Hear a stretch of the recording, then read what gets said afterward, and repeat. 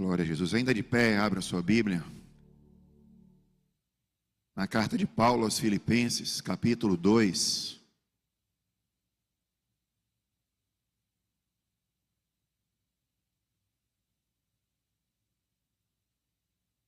Nós vamos ler dos versículos 5 a 11. E peço aos irmãos que mantenham suas Bíblias abertas nesse texto, porque nós vamos, ao longo da mensagem, discorrer sobre ele. Amém? Filipenses 2, de 5 a 11. Quem não achou ou não trouxe Bíblia, pode também acompanhar aqui na projeção. O texto diz o seguinte: seja a atitude de vocês a mesma de Cristo Jesus, que, embora sendo Deus, não considerou que o ser igual a Deus era algo a que devia apegar-se, mas esvaziou-se a si mesmo, vindo a ser servo, tornando-se semelhante aos homens, e, sendo encontrado em forma humana, humilhou-se a si mesmo e foi obediente até a morte, e morte de cruz. Por isso Deus o exaltou à mais alta posição, e lhe deu o nome que está acima de todo o nome, para que ao nome de Jesus se dobre todo o joelho, no céu, na terra e debaixo da terra, e toda a língua confesse que Jesus Cristo é o Senhor, para a glória de Deus Pai. Amém? Pai, aqui está a Tua palavra, que o Teu Espírito Santo continue ministrando aos nossos corações nesta manhã, é o que te pedimos em nome de Jesus. Amém. Os irmãos podem sentar? Amados, há alguns domingos atrás, nós começamos uma série em Filipenses, chamada Vendo o Sol através das grades. E isso vem do fato de que Paulo aqui está preso, e na prisão ele escolhe, ao invés de ficar se lamentando por estar na prisão, ele escolhe glorificar a Deus e agradecer a Deus pelos amigos filipenses e por tudo o que Deus vinha fazendo e vinha sendo feito na vida dele. Na última mensagem, falamos sobre a importância da unidade. Paulo clama por unidade na igreja. A igreja precisa andar em unidade para que manifeste a presença de Deus e para que as pessoas possam ver que Cristo ele é o Senhor. E Paulo diz que há dois ingredientes que constroem a unidade: é o amor e a humildade. Em contraposição a isso, Paulo também mostra que os ingredientes que destroem a unidade são a ambição egoísta e a vaidade. Ele dá exemplos de humildade de Cristo e nós falaremos sobre isso hoje. Hoje nós vamos analisar essa passagem de Filipenses 5, que é a passagem que muitos dizem que é a mais elegante e a mais eloquente da Bíblia, que descreve a pessoa do nosso Senhor Jesus. Então hoje nós vamos falar sobre a pessoa de Cristo, sobre quem Ele é. E o tema da mensagem desta manhã é o caminho da grandeza, a mente de Cristo. Vamos dizer? O caminho da grandeza, a mente de Cristo. Você com certeza já ouviu falar dos ensinamentos que falam de que os primeiros serão os últimos serão os primeiros, de que você precisa negar a si mesmo, e se você quiser encontrar a sua vida, você vai precisar perdê-la, mas se você quiser achar a sua vida, ou perder a sua vida, você vai achá-la. Então, para você achar, você precisa perder. Então, a mensagem de hoje, ela é sobre isso também. Ela é uma dessas passagens, ela fala sobre algumas coisas que são completamente contrárias à nossa cultura, ao que a gente vive no nosso dia a dia. Muitos de vocês estão familiarizados com o termo ascensão social, né? As pessoas, elas querem ser grandes, elas querem crescer socialmente. E esse termo, ele descreve ambição, ele descreve sonho, ele descreve esperanças, descreve o objetivo de muitas pessoas, né? É um sonho que se tem para chegar ao topo. Há algo em nós que sempre quer e que está apontando para cima.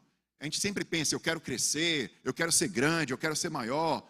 Gostamos muito de falar sobre grandeza, sobre promoção, sobre aumento, sobre sucesso, sobre vitória, sobre crescimento, sobre o que é maior, o que é melhor, né? Irmãos, carros melhores, casas melhores, emprego melhor, mais dinheiro, é a nossa cultura, é a nossa sociedade.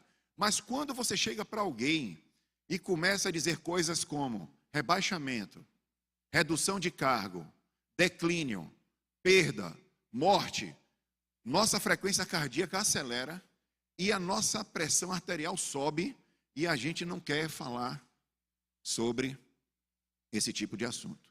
E é esse tipo de assunto que fala essa passagem, né? Creio que Jesus está indo direto ao ponto e dizendo o seguinte: a ascensão social não é o que importa. A ascensão social não é o que importa. Já vou logo avisando, esta não será uma mensagem popular. Não é uma mensagem que todo mundo vai gostar de ouvir. Mas, irmãos, o caminho para cima, ele é para baixo. O caminho para a grandeza é a pequenez. O caminho para subir é preciso descer. Ou seja, vamos falar resumidamente sobre o modo de pensar humilde de Cristo, e por isso é que ele tem um nome que está acima de todo o nome. Isso é grandeza, irmãos, isso é grandeza. Então, nesse texto que nós lemos, o sermão é apenas o versículo 5. Nós vamos falar sobre ele. O restante, ele é uma ilustração do que representa esse versículo 5. Eu trouxe aqui, irmãos, a tradução literal do grego desse versículo 5, que diz assim, ó: tenham esta mesma mente em vocês, que também houve em Cristo Jesus. Por que eu trouxe essa tradução literal? Porque nas versões bíblicas que eu encontrei, eu não achei essa palavrinha esta, que está aí destacada. Tenham esta mesma, né? Volta ali aquele versículo, a tradução literal, projeta aí. Tenham esta mesma mente. Por que essa palavrinha esta é importante? Inclusive, ela está lá no grego. A palavra aparece lá. Ela é importante, irmãos, porque ela remete ao que vem sendo falado anteriormente.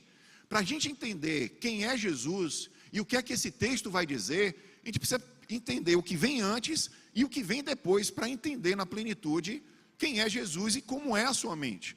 Então, o que é que vem antes? Filipenses 2, 3 e 4, agora sim, o texto diz: nada façam por ambição egoísta ou por vaidade, mas o que? Humildemente considerem os outros superiores a si mesmos.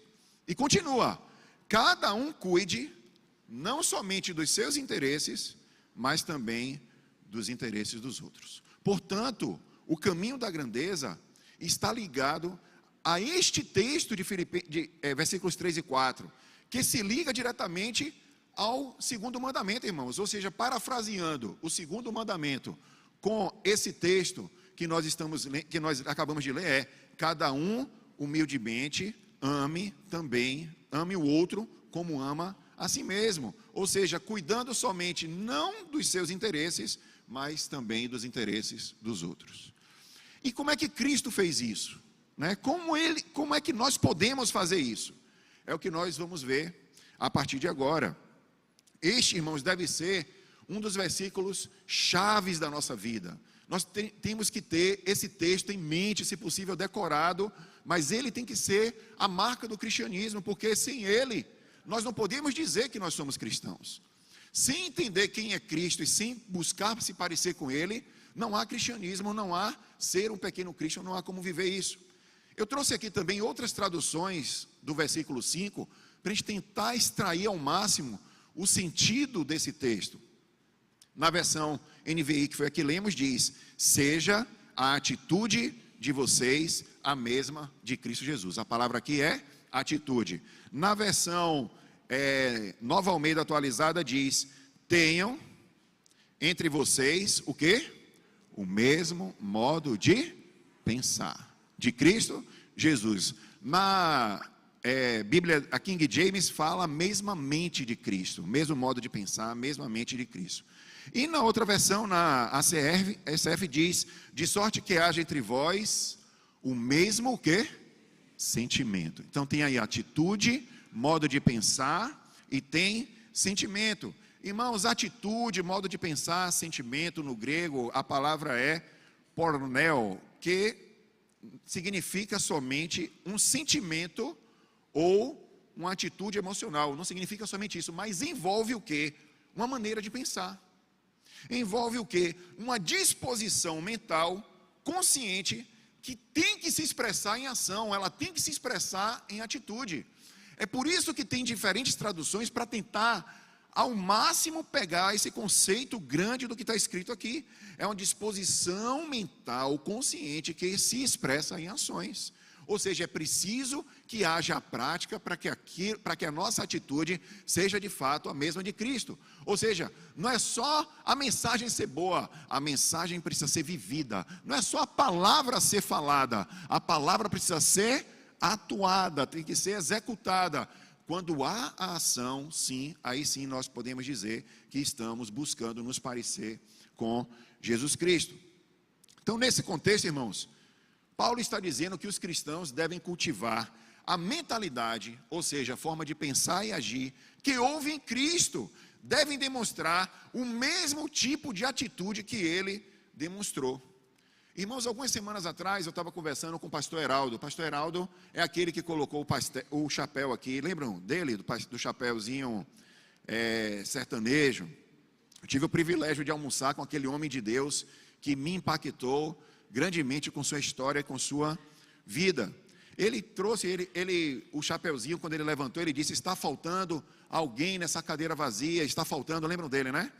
Então, irmãos, eu estava conversando com ele sobre a beleza do Evangelho, né? E de como o livro de Filipenses, Paulo descreve em detalhes sobre a pessoa de Jesus, e nós caímos exatamente nesse texto de Filipenses 5. Ele disse: pastor Giovanni, e aí com os olhos já quase em lágrimas, eu estou há 5 anos nesse texto, e eu ainda procuro e busco compreender o que é esse texto. Quando o texto diz, aí ele completou, né? Quando o texto diz: haja em vós o mesmo sentimento que houve em Cristo Jesus, ele me perguntou: que sentimento é esse? Que sentimento, o que foi que Jesus sentiu aqui? O que foi que Jesus sentiu? Que sentimento é esse? E aí nós continuamos a conversa, aí eu tentei, meu Deus, também quero descobrir que sentimento é esse, né? Agora eu quero entender, né? Como se é que realmente eu tivesse capacidade de entender alguma coisa, né? Achando que eu ia entender, mas eu cheguei a essa conclusão depois, mas na hora não. Peraí, vamos ver se a gente descobre, vamos estudar. A gente pensa que pelo estudo a gente vai chegar em algum lugar. Até eu citei para ele: você lembra o que Paulo disse em Romanos 9:3, até trouxe o texto aí. Pois, olha o sentimento que Paulo teve aqui. Olha o que Paulo disse: pois eu até desejaria ser amaldiçoado e separado de Cristo por amor de meus irmãos. Irmãos, que sentimento. Paulo está dizendo aqui que desejaria ir para o inferno, se fosse necessário, por amor dos irmãos. Ou seja, o sentimento que eu acreditei que poderia estar parecido com o sentimento de Cristo. E aí, quando eu falei para ele: pastor, pode ser isso? Aí ele virou para mim: leia de novo o texto. Leia de novo. Ou seja, menino, ele estava falando assim para mim: menino, você não entendeu. Eu não entendi e você não entendeu. E de fato, irmãos, até hoje eu não entendi. Até hoje eu não entendi. Não tem como explicar, irmãos, um amor que é inexplicável. Não tem. A gente vai ter uma ideia da dimensão no decorrer da mensagem, mas não dá para entender o que Cristo fez. Nós só poderíamos entender se nós experimentássemos o que Ele fez. Aí entenderíamos. Mas se a gente não tem capacidade de experimentar, porque a gente não é grande como Deus, então a gente não tem como entender. A gente tem como imaginar, mas entender na prática, como diz assim, seja atitude, uma ação, irmãos, só sendo Deus. Só Deus entende um amor sem entendimento que Cristo teve.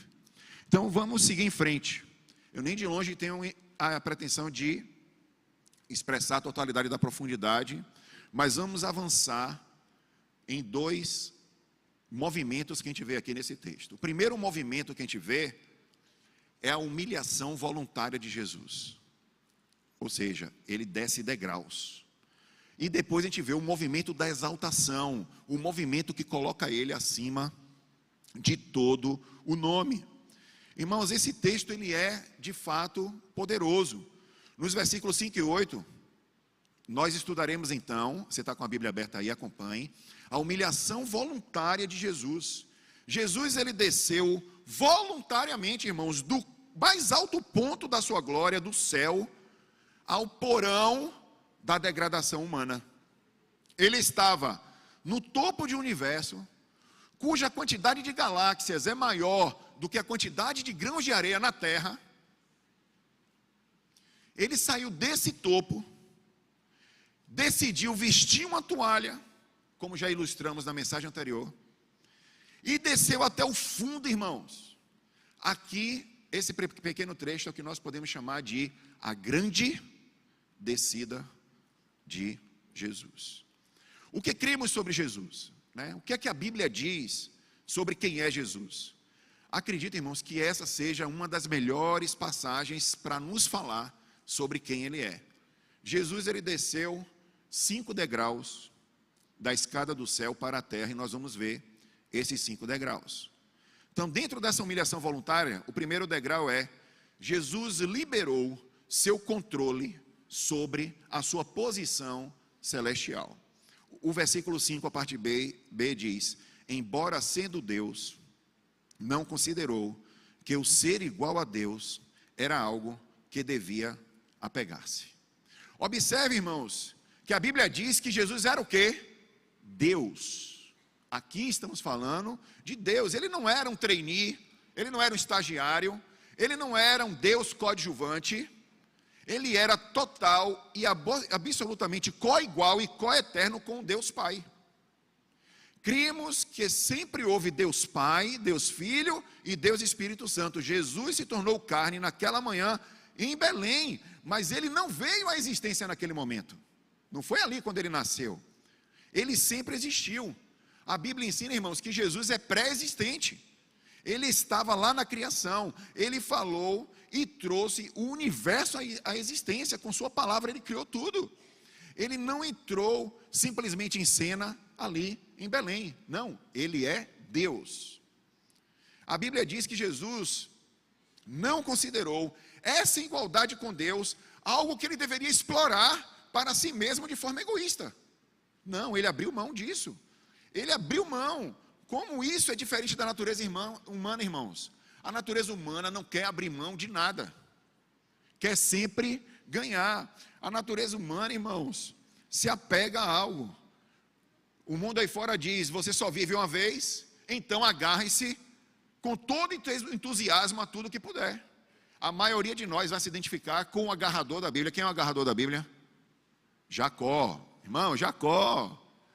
O nome dele significa agarrador, né? Irmãos de Jacó tentou agarrar tudo que podia. O direito de primogenitura do irmão, a bênção em todas as riquezas que ele pudesse agarrar, ele buscou agarrar, né? Essa é uma imagem, irmão, da natureza humana. O ser humano quer agarrar tudo para si, quer tudo para si, não quer abrir mão de nada. Nada, nada, nada. Então, há algo dentro de nós que quer sempre agarrar mais. Eu estava estudando ciências com meu filho no semestre passado, e aí eu mostrei para ele uma bússola, né? E ele ficou impressionado como a bússola sempre aponta para o norte, né? Mas, irmãos, a nossa natureza humana é assim, sempre aponta para querer algo mais, agarrar alguma coisa. Se for possível tirar do outro, até tira para poder ter. É assim. E de onde é que nós tiramos isso? Irmãos, é a nossa natureza pecaminosa, é assim. Essa é a natureza do próprio diabo, irmãos. Em Isaías 14, havia um anjo chamado Lúcifer, que um dia decidiu que queria mais. Eu ascenderei, serei como o Altíssimo. Então, irmãos, essa é a nossa natureza. Buscar mais para nós mesmos.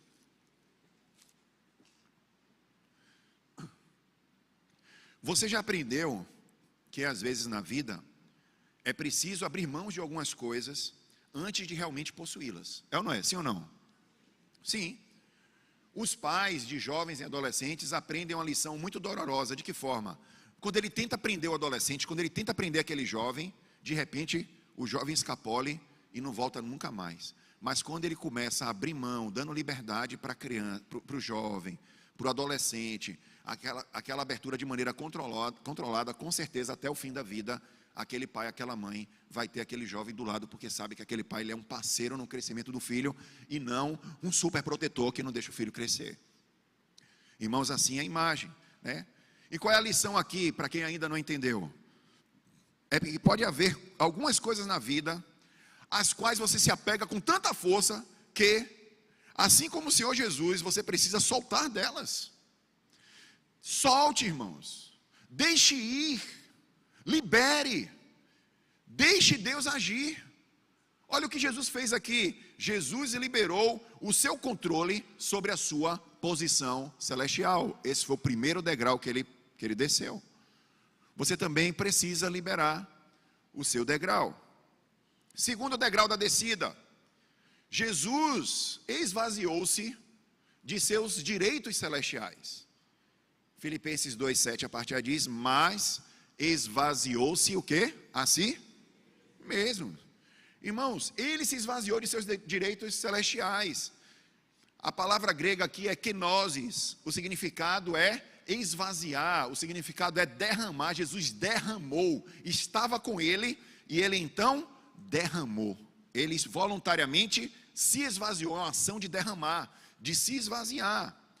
Quando Jesus estava na terra, irmãos, ele perdeu sua divindade? Não, ele não perdeu sua divindade. Ele era 100% homem e 100% Deus. Do que é que ele abriu mão aqui então? Ele estava disposto a derramar os seus direitos celestiais. Desde o princípio, irmãos, Jesus tinha sido o alvo e o destinatário de quê? De eras de louvor. Você sabe imaginar o que é eternidade de louvor, louvando a Jesus o tempo inteiro, 24 horas por dia, eras de louvor, adoração constante, tudo que ele pensava, os anjos já estavam ali prontos para realizar, qualquer coisa que Jesus imaginasse, agora eu quero isso, eu vou realizar para ele, estava ali tudo à sua disposição. Ele simplesmente, pelo menos temporariamente, ele abriu mão e resolveu se tornar submisso ao Pai. Ele não mais era, ele era assim porque ele era Deus, mas ele abriu mão dessa posição de ser co-igual com o Pai, para se submeter ao Pai. Você já se viu reivindicando seus direitos? Parece que todo mundo fica reivindicando meu direito. É meu direito, né? É meu direito. Eu sei quais são os meus direitos, né? Tem direito dos animais agora, né? Direito das minorias, direito das mulheres. É muito direito, irmão. Tudo bem, não tem problema de ter direito. Você tem direito, o animal tem direito. Mas eu estou falando aqui, não estou criticando ter direito, não. Eu estou falando de abrir mão do direito. Uma coisa é ter o direito, outra coisa é abrir mão. Às vezes, irmãos, a maturidade espiritual significa abrir mão dos seus direitos. E é disso que trata essa passagem. Estudamos isso na semana passada. Considere os outros superiores a si mesmos. Jesus se submeteu ao Pai, nós devemos nos submeter aos nossos irmãos. A mensagem aqui é essa, irmãos. Nós somos igual, você tem o mesmo direito que eu tenho o mesmo direito que você. Espera aí, a Bíblia fala o quê? Considere os outros superiores a si mesmo. Jesus considerou o Pai superior a Ele. Nós devemos considerar os outros superiores a nós mesmos. Irmãos, é como um homem parado numa faixa de pedestres. O sinal está verde para ele. Ele aí, quando ele vai passar, ele tem o direito de passar, sim ou não? Mas vem um caminhão em toda velocidade. Ele sabe que o caminhão não vai parar. E aí a pergunta é, ele deve abrir mão do direito dele de atravessar a rua, sim ou não? Sim. Por quê? Porque se ele for... Entenderam? A lição aqui, irmãos, é que o sinal aqui, se ele avançasse, ele estaria certo, não estava? Estava certo. Não estava não? Tem alguém que está com dúvida aí. Estava certo sim ou não, irmão? Sim, estava certo. Mas às vezes, ter a razão não significa que você vai fazer o que é certo, ou o que deve, mesmo sendo certo, né? Para não confundir as palavras. mas para não fazer o que deve. Às vezes você precisa estar disposto a abrir mão dos seus direitos, e foi o que Jesus fez. Ele se esvaziou dos seus direitos celestiais. Terceiro degrau da descida, irmãos. Jesus se tornou carne. E, com isso, os mesmos sentimentos que a gente tem, ele também passou a ter. Versículo 7, a parte B diz: tornando-se semelhante aos homens. Então, irmãos, ele se tornou uma pessoa de carne e sentimentos. Ele tomou a forma de servo, tornando-se semelhante aos homens. Isso é chamado de encarnação. A palavra grega que está no texto é kreas, ou seja, da carne. É a mesma palavra que está escrita em João 1, versículo 14, que diz assim, ó: aquele que é a palavra, tornou-se o quê? Carne, e viveu entre nós. Vimos a sua glória como do unigênito vindo do Pai, cheio de graça e de verdade. Irmãos, ou seja, o verbo pré-existente, que é o Filho, a segunda pessoa da divindade, assumiu forma humana e se tornou ser humano. Mas ele não veio ao mundo, irmãos, como um homem de 33 anos já maduro. Não. Ele, em vez disso, se tornou um feto. Ele cresceu dentro do ventre de Maria. Então, ele veio ao mundo como um bebê, teve que aprender a falar, teve que passar. Irmãos, ele era ilimitado. E de repente, ele se encontra preso num corpo humano. Ele sente roupas apertadas, né? Ele aparece confinado num corpo. Ele sentiu da mesma forma que nós, irmãos. Ou seja, quando esbofeteavam ele, a mesma dor que você sentiria, ele sentiu. Quando cravaram os pregos em suas mãos e pés, doeu tanto quanto doeria em você. Ele sentiu. Ele tinha as mesmas sensações físicas que nós. Ele tinha as mesmas sensações emocionais que nós. A Bíblia nos diz em Hebreus, irmãos, que ele foi tocado em todos os aspectos em que nós somos tocados. Havia apenas uma diferença entre nós e Jesus, que era qual? Ele nunca pecou. Era só essa diferença. Porque o resto ele passou por tudo. Jesus teve sede? Sim ou não? Ele se cansou? Irmãos, Jesus se cansou. Ele precisava dormir, sim ou não? Agora imagine um Deus, como está descrito aqui em Salmo 121:4, que diz assim, ó: aquele que guarda Israel não cochila nem dorme, de repente agora ele tem que dormir. É limitação ou não é, irmãos? De repente um Deus, aquele que guarda Israel não cochila nem dorme, de repente virou um humano. De repente cansa. Ele tinha fome, sim ou não? Tinha fome, irmãos. Deve ter sido um pouco estranho para Jesus se cansar e dormir, mas ele se sentiu cansado, ele realmente dormiu, né? Irmãos, por que é então que Jesus se tornou homem?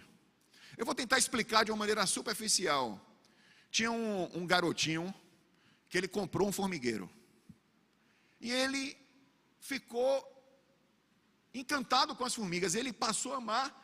E ele falou assim: olha, mamãe, eu queria mostrar às formigas que eu amo, que eu as amo. E aí a mamãe dele respondeu: para você mostrar que ama as formigas, você vai ter que se transformar numa formiga. Porque só você sendo formiga é que você vai mostrar para a formiga que você ama. Irmão, Jesus, isso aqui está longe dessa dimensão, tá? Porque a distância entre nós e uma formiga, ou por que não dizer uma barata, talvez a ilustração ficasse melhor com uma barata, mas dizer que o menininho comprou um formigueiro, um barateiro, não sei se existe esse negócio, sei lá. Mas a ilustração ficaria melhor para uma barata. Mas vamos voltar para a formiga para ficar melhor. A distância entre mim e uma formiga é muito inferior à distância do Deus da glória de mim. Vocês entenderam isso? É muito distante, irmãos. Não tem como compreender esse amor. Ou seja, se para você é muito difícil você se tornar uma formiga, limitado como uma formiga, imagine Deus. Já se imaginou uma formiga, sim ou não? Imagina aí agora, vá. Imagina aí. Difícil ser formiga, né? Difícil ser homem. Difícil ser homem. Jesus se humilhou. Quarto degrau. Jesus escolheu viver como um servo. Ou seja, não foi só virar igual. Não, eu virei homem e já me rebaixei. Não rebaixei? Sim ou não, gente? Sim ou não? Mas não. Ele escolheu viver como servo. Ele poderia ter vindo como um rei. Sim ou não? Poderia ter vindo como César, um rei. Poderia ter vindo como um grande político do mundo. Poderia ser ou não? Mas em vez disso, ele veio como servo. Nasceu de uma camponesa. Viveu na obscura vila de Nazaré. Tornou-se o quê, irmãos? Carpinteiro. Durante toda a sua vida, experimentou o quê? A mesma coisa que os meninos que crescem naquela parte do mundo vivenciam. Imagino que houve momentos, irmãos, em que um soldado romano rude empurrou ele para o lado e disse assim: sai da frente, menino judeu. Fica no teu lugar. Fica no teu lugar? Se ao menos o soldado soubesse qual era o lugar dele, né? Fica no teu lugar. Mas ele ouviu isso e ficou o quê? Quietinho, né? Jesus se tornou carpinteiro, irmãos, e ele disse que o Filho do Homem não veio para ser servido, mas veio para servir. Ele se tornou um servo. Está aí, ó, Filipenses 2,7, vindo a ser servo. Houve a noite que os discípulos estavam com os pés sujos,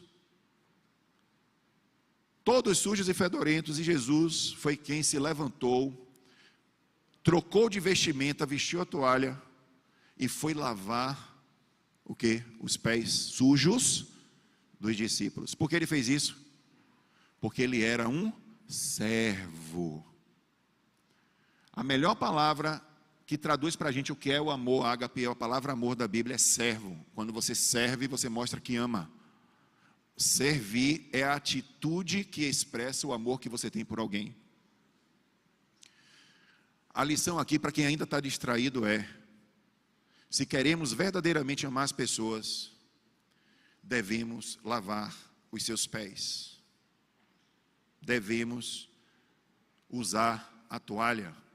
A toalha, como já falamos, é o manto de autoridade que o crente veste.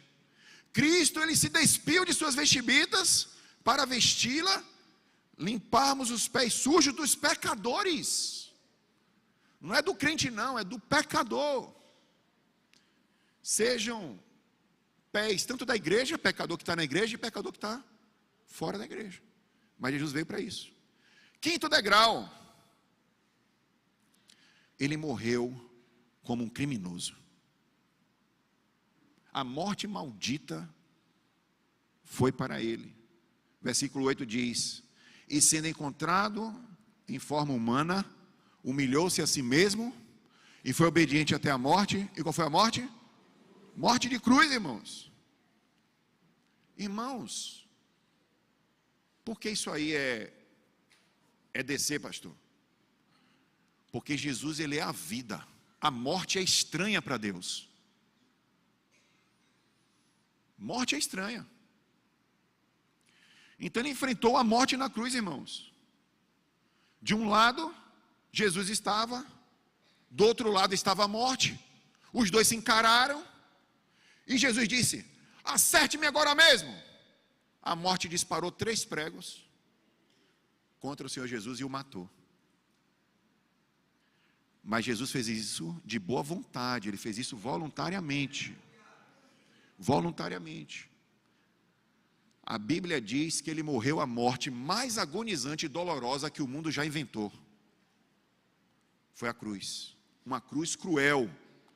É por isso que as pessoas eram crucificadas. Por quê? Porque era a morte mais agonizante e dolorosa que o mundo já inventou. Não é igual como tem a pena de morte nos Estados Unidos, irmãos. Toma um remedinho lá e morre, toma um tiro e morre. Não. é agonizante, você vai sentindo a sua morte a cada instante.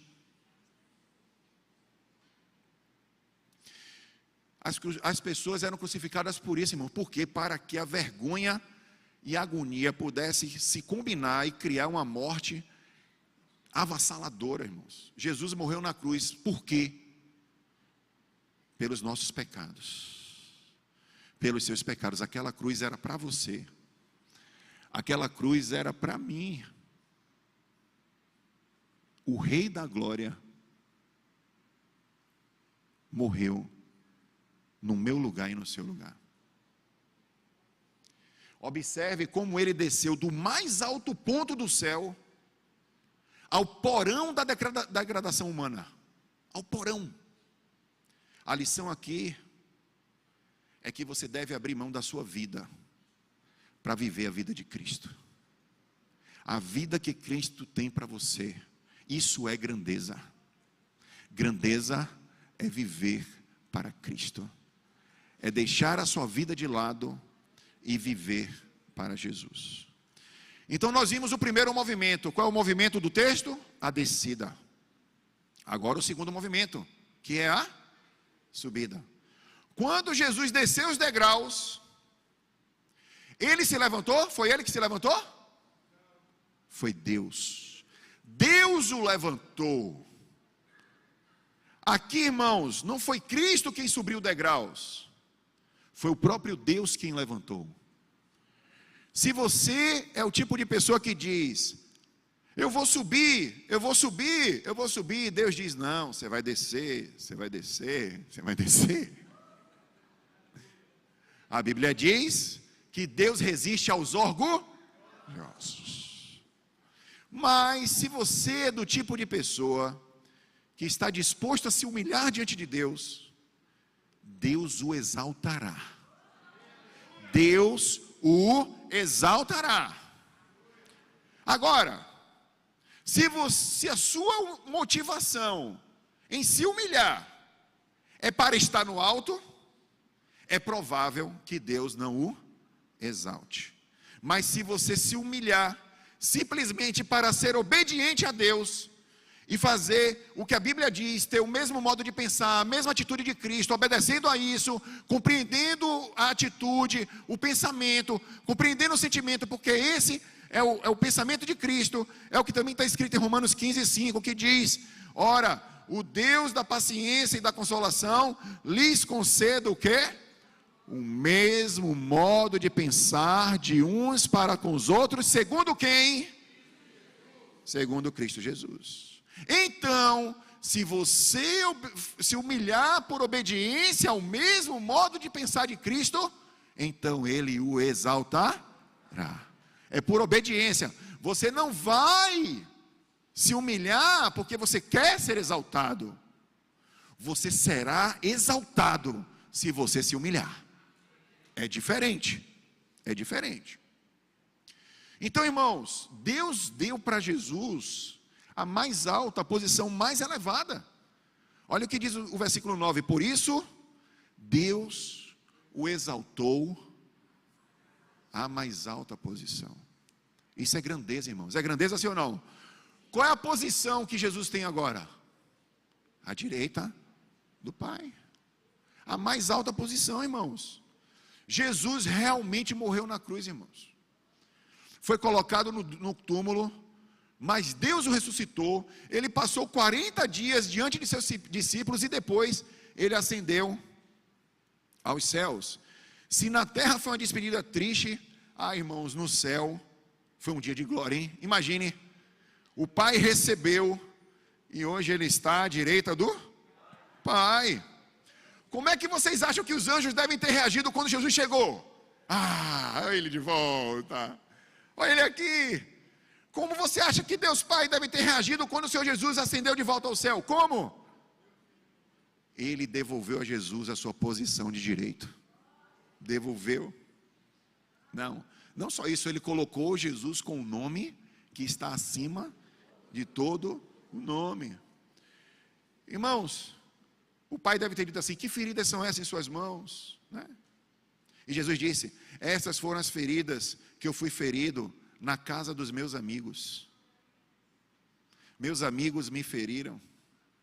Meus amigos me crucificaram. E o pai disse: muito bem, meu filho, venha, sente-se à minha direita. A Bíblia diz que é onde Jesus está agora. Está sentado à direita de Deus Pai. Em outras palavras, Deus o exaltou ao lugar mais alto, de volta ao céu, de volta onde ele estava. Segundo, ele deu o maior nome que existe. Não tem nome maior do que o nome de Jesus, não tem. Não há. Versículo 9 a 11 diz: e lhe deu o nome que está acima de todo nome, para que, ao nome de quem?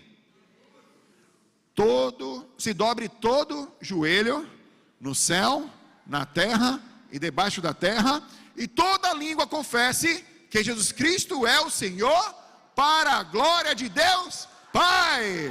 Aplauda Jesus.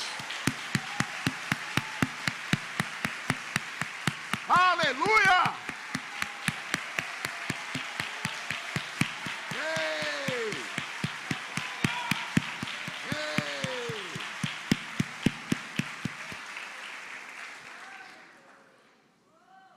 O nome de Jesus não é maravilhoso, irmão? Sim ou não? É maravilhoso, irmãos. O nome de Jesus mudou minha vida, irmãos. O nome de Jesus me dá força para levantar todos os dias. O nome de Jesus me dá significado. O nome de Jesus me dá propósito. O nome de Jesus me dá vida. Eu pertenço à família de Deus, irmãos. Você pertence à família de Deus. Eu não me sinto nem um instante sozinho, porque eu tenho um amigo que está comigo 24 horas do meu dia. Todo instante, irmãos. Jesus é maravilhoso. Eu sou muito amado por Ele, irmãos. Quem seria eu se não fosse Ele na minha vida, irmãos? Onde eu estaria? Eu fico pensando, onde é que eu estaria? Onde eu estaria se não fosse Ele? Falamos muito sobre o Senhor, mas é o Senhor Jesus. Irmãos, quero citar uma passagem bíblica que diz assim, Romanos 10, 13 diz: porque todo aquele que invocar o nome do Senhor será salvo. Qual é o nome dele? Jesus. Quando eu tinha 12 anos de idade, irmãos, eu invoquei esse nome. Foi pastor Bira que pregou, culto das maravilhas. Estava ali o culto com a irmã Andrelina, quem deu a palavra foi ele. E aí, olhe o versículo que Deus me levou para ele. Vinde a mim, todos que estáis cansados e sobrecarregados, e eu vos aliviarei. E eu entreguei minha vida para Jesus. Hoje eu fico pensando, eu tinha 12 anos, eu estava cansado de quê, pelo amor de Deus? Mas foi por esse texto que Jesus me recebeu, irmãos. Jesus me recebeu. Um dia, todos confessarão que Jesus é o Senhor. Pode ser agora por amor e escolha. Você pode dizer, não, Jesus é o Senhor da minha vida, eu vou me submeter a Ele. Ou no juízo por obrigação. Tem gente que lá no juízo vai dizer. Aqui não quer dizer. Aqui se acha o Deus, né? Aí lá no juízo vai dizer. Vai dizer. Mais que dizer Jesus é o Senhor, é necessário dizer Jesus é meu Senhor. Não é só dizer Jesus é o Senhor da minha vida, não. Jesus é o meu Senhor. Ele manda em mim, Ele é meu dono. Irmãos, lição transformadora de vida, número 1. A nossa salvação, ela é garantida quando nós entregamos a nossa vida a Jesus, ou seja, aceitamos Jesus e o que Ele fez na cruz por nós. Como é que você pode ser salvo hoje? Se você está aqui nessa manhã, tem dúvida da sua salvação, se você vai para o céu ou não? Porque ninguém está livre de morrer não, viu, irmão? Não estou jogando praga nenhum aqui, mas alguém pode, antes de sair desse templo aqui, falecer. Já teve gente com problema de saúde aqui que teve que parar a SAMU. Poderia ter sido o dia dele, poderia nem sei como é que está aquela pessoa. Vou até depois procurar saber a notícia. Está bem, né? Obrigado, irmã Raimunda, graças a Deus. Mas foi difícil aqui. Chegou a travar, irmãos, a rampa ali, ó. Passou mal, a SAMU veio. Graças a Deus nós temos médico aqui. Nós imediatamente a SAMU não demorou nada e levou e deu socorro, e graças a Deus ele está bem. Mas, irmãos, Jesus se entregou por você.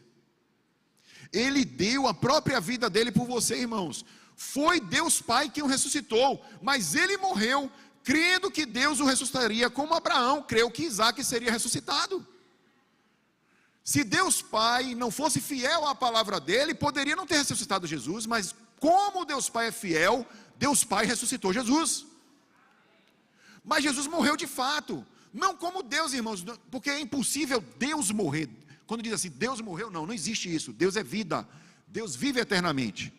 Mas Jesus, homem, morreu. O que é que significa Jesus, homem, morreu? O corpo dele morreu, como todo mundo sabe a morte como é. O espírito foi entregue ao Pai. Lucas 23, 46, depois vocês veem em casa. A gente não vai ler esse texto aqui. Irmãos, a vitória da ressurreição mostra que a morte não conseguiu reter aquele que é a vida. Atos 2, 24, depois você lê em casa. Se alguém disser hoje, eu creio que Jesus é Deus, que Ele se tornou homem, foi à cruz e morreu pelos meus pecados, e agora eu aceito Jesus na minha vida como meu Senhor, eu me afasto dos meus pecados, e vou deixar que o que Ele fez no Calvário substitua os meus pecados, ou seja, Ele me substitua. Então, se você escolhe Jesus substituir a morte que está destinada a você, então você passa a ter vida que Jesus quer que você tenha. Salvação é isso, é entregar a sua vida ao senhorio de Jesus. Adoramos, irmãos, ouvir histórias de pessoas que passaram da miséria para a riqueza, sim ou não? Quem quer ficar rico aí, levanta a mão. Tem gente que não quer não, hein? 2 Coríntios, isso aí é pegadinha do pastor, não vou levantar a mão não. O pastor está fazendo pegadinha. Romanos 2, 8 e 9 diz: pois vocês conhecem a graça do nosso Senhor Jesus Cristo, que, presta atenção, mas pois vocês conhecem a graça do nosso Senhor Jesus Cristo, que sendo rico, se fez pobre por amor de, para que, por meio da pobreza dele, vocês se tornassem ricos. Pode aplaudir Jesus. Esse rico eu quero ser. Essa é a graça, irmãos. Ele, sendo rico, se fez pobre. Irmãos, ele criou tudo isso, ouro, não sei o que, tudo num piscar de olhos, assim, pum, criou, pronto. Ele disse e fez. Esse é o nosso Deus, irmãos. Esse é o nosso Deus. Dá vontade de nem terminar a pregação, mas eu tenho que terminar. Irmãos, segunda lição, para encerrar. O nosso sucesso diante de Deus é garantido quando adotamos a atitude de humildade. Você quer ser grande? Precisa ser pequeno. Importa que ele cresça, que eu diminua. Tiago 4,10 diz: humilhem-se diante do Senhor e Ele o exaltará. André Murray disse o seguinte: humildade é a perfeita quietude do coração, é não esperar nada, não se espantar com nada que me façam, não sentir nada contra mim. É estar em descanso quando ninguém me elogia, e em paz quando sou censurado ou desprezado.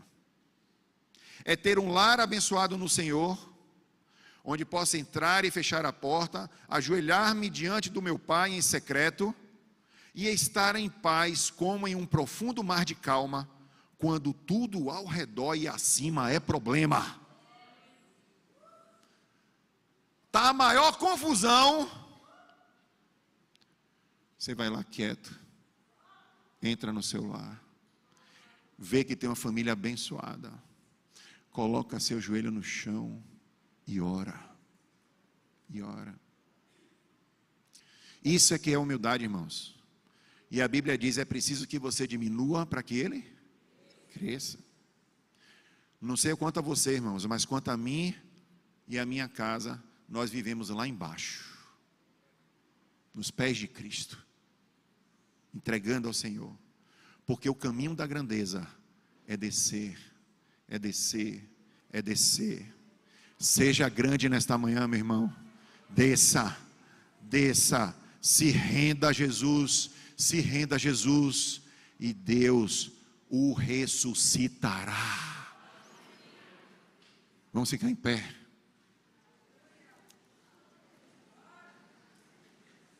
Feche seus olhos. Que amor é esse, irmãos? Que Deus é esse, irmãos? Que sentimento é esse, irmãos? Que sentimento é esse, irmãos? Que Deus amoroso é esse, irmãos? Revise sua vida agora, como está a sua vida? Revise. Se arrependa do caminho que você tem conduzido a sua vida. Você precisa descer aos pés de Jesus. Você não é nada, não é ninguém sem Jesus. A sua vida não tem qualquer sentido sem Jesus. Jesus é a única pessoa, a única coisa, único ser que te basta. Nada mais. Nada mais. Ninguém mais. Ele é o Senhor, Ele é o Rei da glória, Ele tem o nome que está acima de todo nome, para que todo joelho se dobre, toda língua confesse que Ele é o Senhor, Ele é o meu Senhor. Se você entrou aqui nesta manhã e quer ter Jesus como o Senhor da sua vida, você quer dizer, nesta manhã eu entendi o que Jesus fez por mim, de fato eu quero mudar, eu já tinha até entendido também, mas eu quero mudar.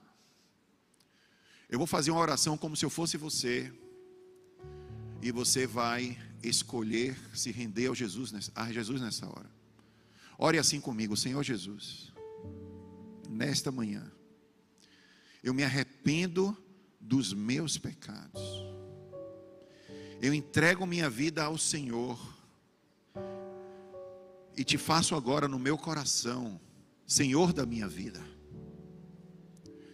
Pai, que a partir de hoje eu venha viver uma vida cheia de paz, cheia da tua alegria, cheia da tua presença, porque só o Senhor é quem pode me dar tudo isso. Que o Senhor me abençoe, em nome de Jesus. Amém e amém. Podemos abrir os olhos.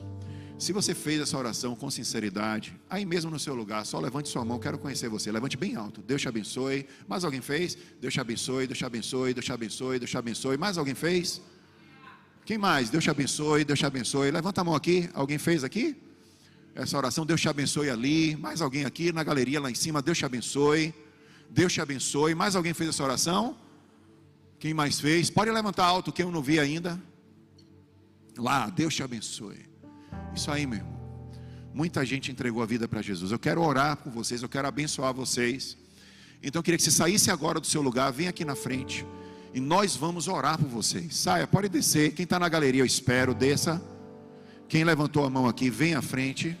Eu quero orar por você. Pode vir.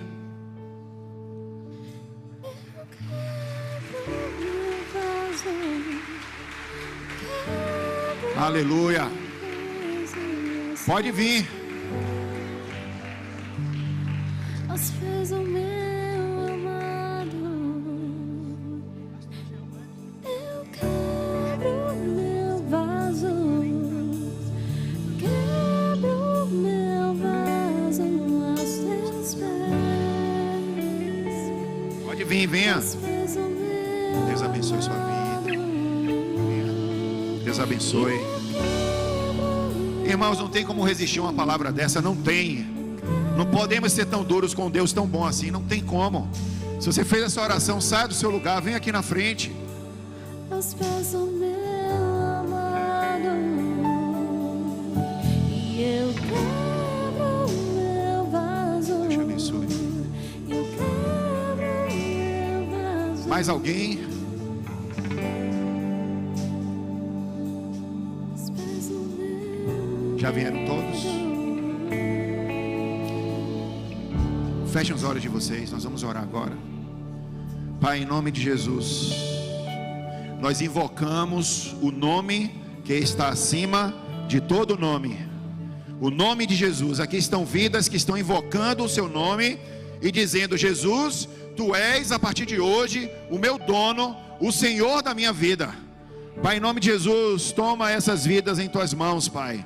Escreve seus nomes no livro da vida, e que a partir de hoje eles venham viver uma vida diferente, uma vida nova, uma vida aos seus pés, uma vida que busca o Senhor, uma vida na tua presença, Pai, para que eles sejam cheios do teu Espírito, para que eles sejam felizes, ainda que tenha dificuldades do lado deles, que eles sejam, Pai, felizes e alegres, porque eles sabem que 24 horas por dia o Senhor está com eles, Pai.